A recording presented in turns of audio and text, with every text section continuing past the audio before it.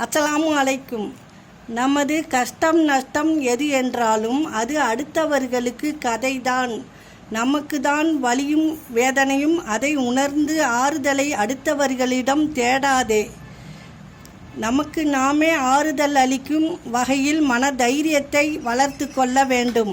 நமக்கு வலிக்கும்னு என்பதை எவரால் உணர முடிகிறதோ அவர்தான் நமக்கு கிடைத்த வரம். வார்த்தையின் காயம் ஏற்படுத்த கத்தி தேவையில்லை. அலட்சியமாக பேசிய ஒரு வார்த்தை போதும். பேசினவர் மறந்து விடலாம். கேட்டவருக்கு வாழ்நாள் முழுவதும் அழியாத காயம். வாளால் விழுந்த காயம் ஆறிவிடும். அவமானப்படுத்திய வார்த்தை மனதில் வாழும்.